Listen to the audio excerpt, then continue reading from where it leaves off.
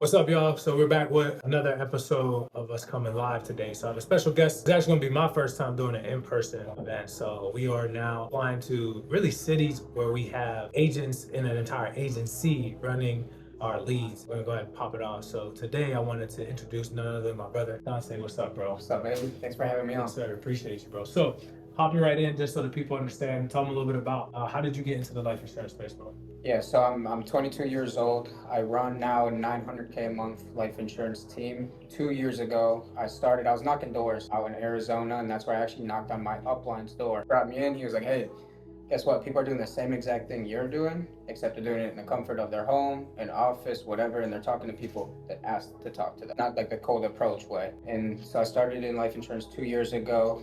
That was out of Minnesota, popped off with an office there, built those guys up. And then now I'm out here in Florida building these guys up. For the agents that are coming from that door-to-door space, because I have a lot of them that buy our leads and they ask like our advisors, like, hey man, like, what do you feel like the number one thing that transitions from door-to-door reps to like now working, let's use probably the most introductory lead, like an age lead. What do you feel like were some of those skills that transitioned over for you? For me, it was 100% just the work ethic. Like door-to-door guys, those guys already know what it takes to work and what it takes to just show up every single day, results in, results out, right? But as far as like the actual sales, it's a whole different ballgame. Door-to-door it's actually a sale. I consider life insurance, especially when you're dealing with the right leads, it's more of a service. Like if you're talking to the right people who have the right intent, you're really just servicing them. You're just saying, hey, what are your needs? How can I help them? This is how I can help them. It's going to cost X amount a month. That sounds good. Cool. If not, cool. I'm going to call the next guy. Rather than door to door, where you actually had to go out there, you had to cold approach, get them, number one, interested in whatever the idea was. For me, was solar panels. Number two, book an appointment. Number three, hope they showed up to their own appointment. Hope they opened the door again when you showed up. And then number four, actually make the sale. And then in solar, number five, it was wait for that thing to get installed onto the roof. Hopefully you get paid if they didn't think about canceling between the day they signed and the 60 days where it got installed. A big question I get asked is like, we'll have people that come in our ecosystem and it's their first time ever buying leads. So can you take the people back to like that first day? And not our leads, I don't even care about that. I'm just talking about an agent who's watching this, maybe they're on the fence with us, or maybe we have people that don't buy our leads but that watch our stuff. What would be like your advice to them, like first time buying leads ever, to like get the most out of it? And also if you could share, like, how was your first 30 days in the business? I think people see you now, they're like, hey man, young guy doing 900,000, pushing a million, continue to grow, has tons of agents having success. And they're like, oh, it's easy for him to say, right? But can you talk to us about your first 30 days, bro, and like kind of some struggles and tips? Yeah, actually, dude, I was like 2 months in and I was ready to quit. I was right there, almost did walk out the door and go back to the doors, but I didn't. But right away, and dude, for all agents, I always think it's smart to start with an age lead option. 100%. And a lot of people get the wrong idea about age leads. They think those are the leads that are going to go make them the 40, 50, 60 grand a month, which is not the case. And that's not the idea about age leads. The idea about them is to put enough in your pocket to, number one, buy fresher leads, start to get on those higher intent leads, buy your time back. But number two, the age leads just give you that experience where you're not wasting money, rather than buying some high intent leads where if, like, you say something a new agent might say, they might hang up the phone and now you're out $30 and you're out a potential easy close for somebody who knew what they were doing. I started with age leads. I thankfully had an upline that gave me some of his leads to dial behind. And then what that did is it put enough in my pocket to show me I have proof of concept. Hey, I can actually get this done and I can actually do this. And then I can actually take that money and reinvest it back into some better leads, buy my time back, start teaching other people how to do it. I started with age leads, and I think everybody should start with age leads, but they should be aiming to get off those age leads and onto some sort of fresher option, whether it's with you guys, whether it's with someone else, as fast as possible. Yeah. What is it, an agent who's buying the age leads, what are the mindset they have to have going into it? My mindset going into it was I'm just going to find as many laydowns as I can, right? A lot of the age leads, you're going to get people, I got this phone call already. I already have coverage in place. Obviously, take your jabs, dude. I'm going to try a couple of times. I'm going to try to replace the coverage if I can beat the rates or if I can get them a better rate, a better program, better plan, whatever. No, you're going to get a lot more no's. You're going to work a lot. You're going to work a lot more, but you're going to get a lot more opportunities to learn from that you can take and, again, put that into the investment of high intent leads or a higher intent lead at the time. Fast forward a little bit because I want to talk about your experience and how you met us, how you got introduced to us. And I actually don't know this genuinely. But it was from one of the agents, dude. One of the agents, somehow they came across you guys. I think it was one of the boys, somehow family friends, someone knew one. I think it was you. Yeah, yeah. Someone knew you somehow, some way, and then they were closing on your leads. They told me, and they were like, "Hey, dude, we're closing on these," and then that's when I hopped on a call with Austin. I bought a pack for myself. I hopped back in the field, dude, dialed in myself. I think I closed like Crazy. yeah, I think I closed real quick too. like 20K out of I think 4K lead spend in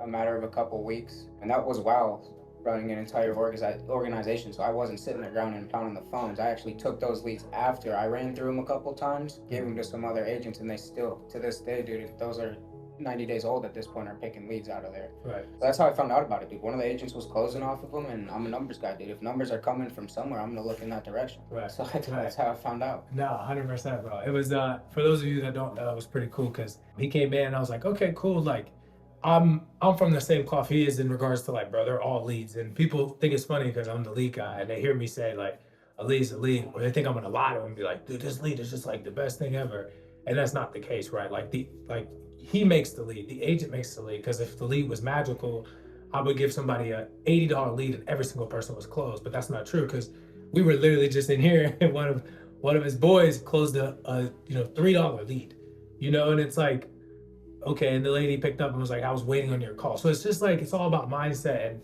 everything. So you guys know that. Now, I want to talk about having more agents, and like, you shared something with me, but just like your philosophy on growth, man. Like, I'm interested to know, bro, like, where did you get that, like, knowledge from, bro? You're 22. Like, it's kind of, I'm not gonna lie, I was kind of very impressed, bro. I'm like, this dude's kind of like wise beyond his age. I'm probably sure you've heard that from people before, but like, where do you feel like you got that savviness, like business savviness from, bro? I mean, my dad was always in business. He's in oncology sales, so he runs a sales team exactly like I do, except for on a corporate level. Okay. So it's a lot of salary. They go into hospitals and sell like that. So I always watched him growing up, and he made decent money, but it really wasn't something specific that I was even trying to do, dude. I came in here looking to make 10, 15. Dude, if I could make 20,000 a month as a personal producer when it was just me and nobody else on the team, I was on top of the world. And then once I found out how to sell insurance at a high level, my upline at the time pulled me aside and he was like, dude, you could sell at a high level. Why don't you just start teaching at a high level? And that's just how I started it, dude. And I did what everybody does, dude. I actually did the opposite. When I was doing door to door, I had moved out of my hometown to Arizona to go knock on doors. Once I got into insurance, you always hear the story of people who leave their hometown. I did the opposite. I came back to my hometown, rounded up all the boys. That's where I started my initial Minnesota office. Yeah. Okay. So I had a good core group of guys that I built off of and built around. That's where I started building, was out at home, and then I just started expanding as I got more agents in different states and just tapping into different people and different people's networks, helping them build their own teams off their own network that they didn't even know was possible, just because of what my upline pulled me aside one day and showed me, hey, dude, you can sell at a high level. Why not just teach at a high level? Yeah. So now I want to build on that because I have a lot of, like, as we've grown, I'm 29, but I've had a lot of like my friends, one of them, Wiley, really cool. And we're kind of like in that age range, but then there's like this new wave of like you all coming in and they're buying our leads. They're wanting to work with us, wanting to partner with us, kind of like we're doing with you guys. Can you walk somebody through building, bro? Like, let's say I'm a 50K agent and I'm trying to get to where you're at. Can you give them like a high level blueprint of like, how do I start building a team, lead from the front? Like, what does that look like practically so somebody watching this can go out and grow? Yeah, I mean, the number one thing as a builder is you have to produce at some point. Does that mean you have to produce forever? No, nobody signs up for life insurance, and nobody gets their license. Nobody goes to knock doors or joins a job like that to knock on doors forever. There's obviously an exit plan or a passive plan. As a 50K producer, you have the number one step already done, which is producing. The best thing you can do for new agents is produce in front of them, and you're already getting results. All you need to do, all I did was, as a personal producer, I wrote 40, 50K for a couple months in a row, took those results, and I blasted them to the world, all over social media. And then people, like, yes, the cars are cool, a penthouse is cool, having a couple offices is cool, but people care mostly about results, right? They care about how much can you make for yourself and how much can you make for other people. So that's all I've done this whole time is, number one, I got myself results, and then a couple people were obviously attracted by those results, showed those guys how to get results, took those results like they were mine, posted their results, and it just expanded from there. I'm assuming, let's just say this person has no idea. They see it, what does that interaction look like? Like they swipe up, are you just putting them into like the boot camp? Are you getting them licensed? Are you setting expectations? Like, cause just so the public knows, and just so you guys know, like he's being very modest. Like he has people dogs. Like we work with a lot of them in that like Minnesota office. He's got them cranking. Like their whole squad goes crazy. But like, how were you also able to get that person in and create that culture? Because I know a lot of people we work with, they always ask like, these people that are doing so well, like, how are they getting their people to move forward? Like, what would you say would be the best thing? My recruiting process is super simple. All of it's done based off social media. Like I always say at those conventions when we get up on stage and stuff, Instagram is the new Indeed. So social media is always going to be crucial. I take them from social media. It's usually I have some admins that send some DMs, which I wouldn't recommend because I'm going through hell right now trying to get my Instagram back. But dude, it's just off social media. I'm running a couple phone call process, 2 phone calls. First one introducing myself, asking them a couple questions. They kind of introduce themselves back to me, and then I give a brief 5 minute explanation of, hey, this is what we do. We sell life insurance to people who ask us for our products. Blah blah blah. Explain the hours. Like, hey, this job is simple, is what I like to always say, but it's not easy. The way I say that is because we're not out here beating up our bodies, or we're not shoveling concrete or whatever people do. But we're out here getting told no. So it's a mental game. So I say it's a simple job, but it's not easy. And then I send them 2 videos to watch. One's an overview of our comp structure, how our agency works, everything like that. And then the other one's an interview with a couple agents explaining what their first 90 days look like as an agent, what they can expect your first 90 days or your first 3 months to look like as an agent. And then I tell them, I say, hey, give those videos a watch today. Shoot me a text once you're done. And that's like, I really don't care if they watch the videos because I'm gonna answer all those questions anyway, but I want to see if they're coachable. So that's what I do. There's a couple people that'll respond like a couple weeks late, and I usually won't respond to those guys. Because if someone can't watch a video in a day or two, I don't know how long it's gonna take. That guy to go get his life insurance exam and then come in here and start studying the script with us. So that's kind of the process I use to weed people out. And then as far as getting them in here, dude, I'm a big believer in quick to hire, quick to fire. Like I'm giving people a couple strikes. If they're gonna keep messing around, I'm gonna get them out of here because there's a standard that we have to uphold, and everybody knows it's like what's the saying? Like you hang out with 5 crackhead, you'll probably become the 6th crackhead, exactly. Right? So if I have 20 people in a small office that we're trying to build out to 40, 50, 60 people and eventually expand out to different offices, and 5 of those 20 are causing issues, showing up late, not showing up to trainings, I'm gonna just get rid of those people. And essentially the best way to put it is like, if I had cancer on my leg and it was starting to spread to my knees, I'm gonna chop it off before it starts to get to the rest of my body. So really, dude, as far as building the culture, it's really just upholding the standard and keeping the right people around. And it sucks like letting go of some people because some of these people are great people, they're just not great for the business. But that's how you build, in my opinion, a great business is by keeping the right people in the circle.